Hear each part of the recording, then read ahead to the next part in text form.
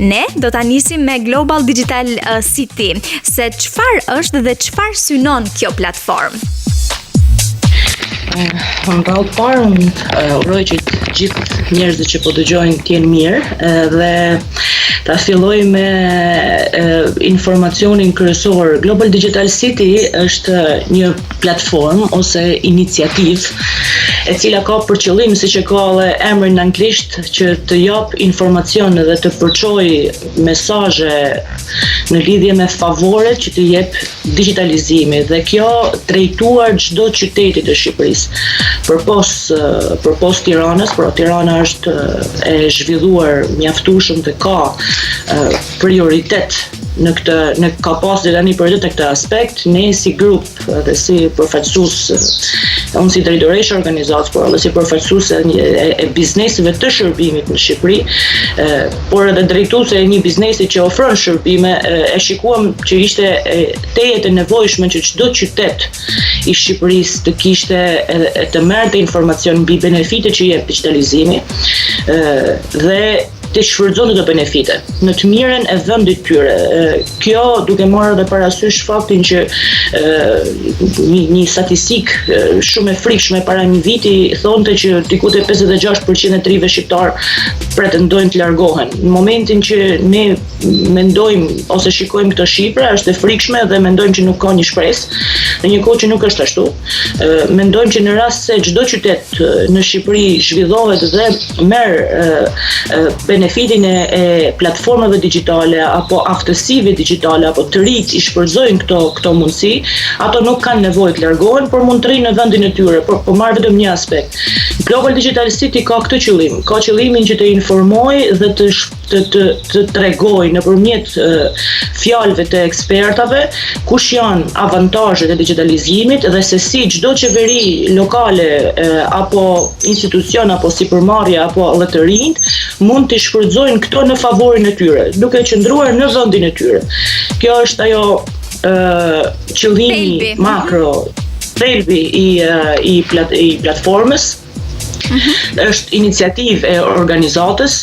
Organizata ABSA ka dhe lobon për këto biznese, pra është në vetëm në Shqipëri që lobon për bizneset e shërbimit, dhe si rrjedhoi ne duke ja ditur benefitet ose duke ja ditur potencialin kësaj fushe, pra të gjithë industrisë shërbimeve, si pjesa e ICT-s, si pjesa e digital marketing, apo shërbimet e tjera që sot u bën jetike, pra nga pandemia ne kuptuam që këto u bën jetike, ne nuk kishim asnjë mundësi dhe nuk kemi asnjë mundësi tjetër komunikimi me pjesën tjetër të botës përveç telefonit apo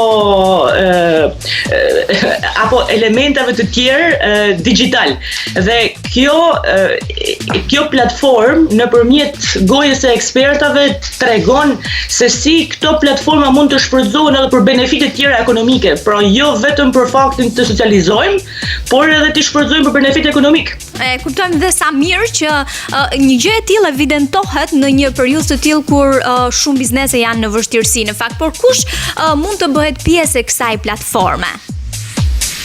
Platforma është dedikuar 3 shtyllave kryesore të një ekonomie, është qeveria vendore, biznesi dhe individi. Duket sikur gjë e madhe se janë përfshi të gjithë, i bie që të gjithë 100% janë të përfshirë, por kjo jo për të tregu arrogant në gjithë përfshirje, por për të tregu realist.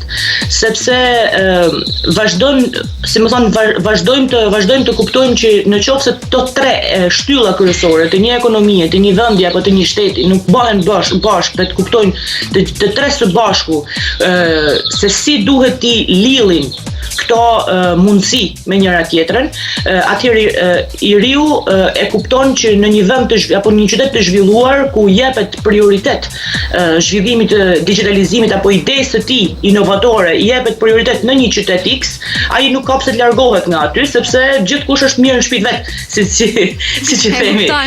siç e themi ne nga Shkodra. Në qoftë se biznesi e kupton që në një qytet të caktuar ka benefite, ka lehtësi ekonomike, ka lehtësi procedurale apo administrative, ai biznes nuk ka pse të largohet nga ai qytet.